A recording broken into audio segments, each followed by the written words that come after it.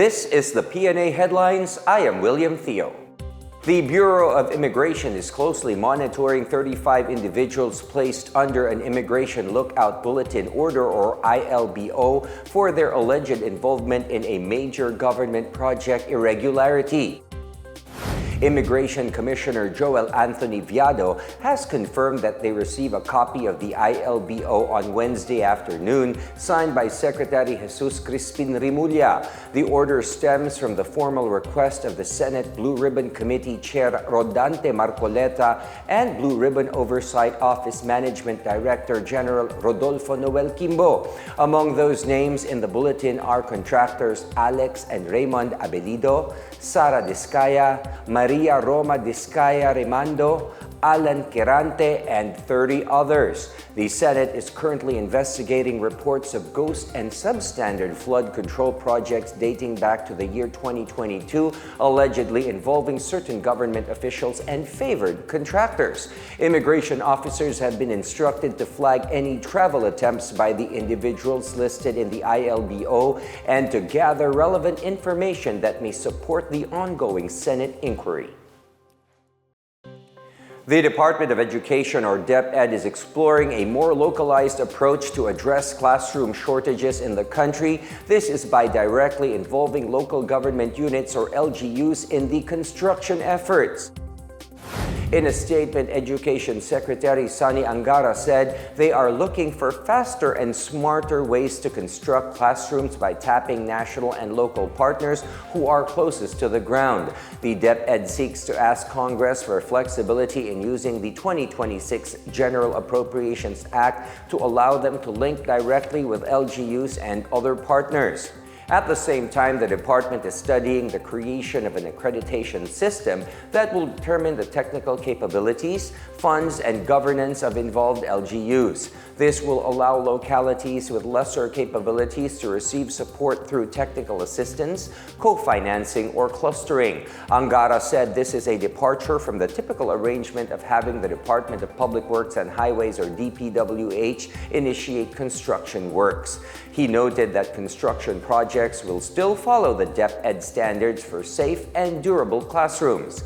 Meanwhile, the DepEd reported that Angara has collected over 458 million pesos from private partners, which will fund the construction of about 84 new classrooms, as well as upgrading of existing facilities. Angara said the agency is working to ensure that the contributions of its partners would make a bigger impact in addressing the classroom shortage.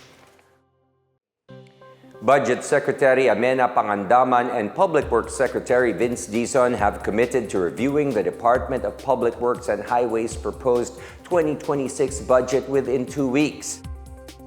In a press conference, Secretary Dizon welcomed President Ferdinand Marcos Jr.'s directive to revisit the DPWH budget, emphasizing the need for transparency and accountability in the 2026 National Expenditure Program.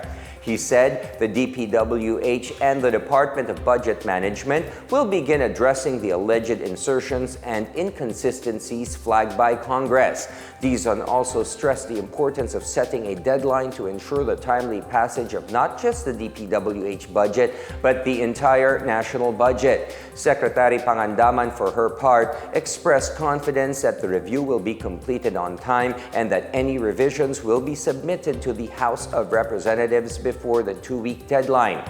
She noted that while the DBM is preparing for the possibility of a reduced or reenacted DPWH budget, both her agency and the entire executive branch are committed to closely working with Congress to resolve all issues. Pangandaman added that maintaining the country's economic momentum remains a top priority, especially in the final 3 years of the Marcos administration. This comes after House leaders on Wednesday recommended sending back the proposed 2026 DPWH budget to the DBM and temporarily suspending deliberations until the questioned entries are addressed. The Department of Migrant Workers, or DMW, has reaffirmed its commitment to supporting overseas Filipino workers in Japan, highlighting the government's push for a stronger national reintegration network. In a press release, the DMW announced that Migrant Workers Secretary Hans Leo Kakdak met with around 80 Filipino community leaders in Tokyo on Tuesday. During the said meeting, Kakdak assured the group that the government is prioritizing comprehensive reintegration programs designed to ensure a smooth and sustainable transition for returning OFWs and their families.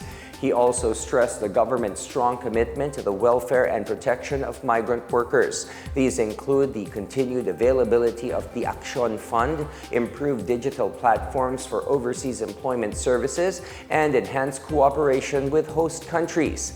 Secretary Kakdak is currently in Tokyo to participate in the 15th Roundtable on Labor Migration in Asia.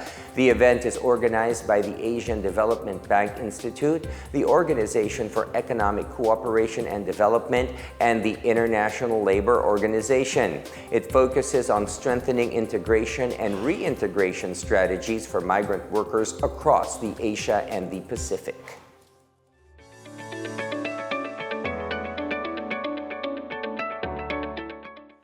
In our business news, the Department of Agriculture, or DA, has called on the tuna industry to unite, look beyond profits, and embrace its role as stewards of the seas. Speaking at the 25th National Tuna Congress in General Santos City on Wednesday, Agriculture Secretary Francisco Q. Laurel Jr. said the sector's global gains must be matched with a deeper commitment to sustainability and inclusive growth. He added that fisher folk are not just workers, but frontline defenders of the country's marine future. Q. Laurel also pushed for science-based management of tuna stocks, stronger enforcement, and better traceability essential for ensuring long-term health of marine resources. Data from the Philippine Statistics Authority showed tuna production rose to above 494,000 metric tons in 2024 from over 409,000 in 2023. Exports also increased by 31% in 2024, amounting to over $514,000. Meanwhile, an official of the Department of Energy said that the commitment to increase renewable energy, or RE, resources in the country remains supported by the private sector, as proven by the continued increase in committed projects. In her speech during the Siemens Tech Forum in Mandaluyong City on Wednesday, Energy Undersecretary Rowena Guevara said RE accounts for 32.3% of the country's total installed capacity as of June 2025. She also noted that the rising share of RE has become more important as the Philippines is becoming an emerging regional hub for data centers. The data center's capacity projected to surpass 500 megawatts by year 2028 as the major players are already investing and scaling up. Guevara said the agency is committed to meeting this demand through the Green Energy Auction, or GEA, program and the long-term energy transition strategies. Based on DOE data, the GEA program has posted improvements on potential winning capacity after the agency offered 4,650 megawatts during the auction, but received more than 7,000 megawatt bids and awarded more than 6,000 megawatts. And those are the latest and the biggest stories from the Pna Headlines. For more news updates, visit our website pna.gov.ph or our Facebook and X account, Philippine News Agency. You may also watch the Pna Headlines through the Philippine News Agency's YouTube account and via the News and Information Bureau website under PNA News. More updates coming up. Stay with us. I am William Theo. This is the Pna Headlines, bringing you stories that unite the nation.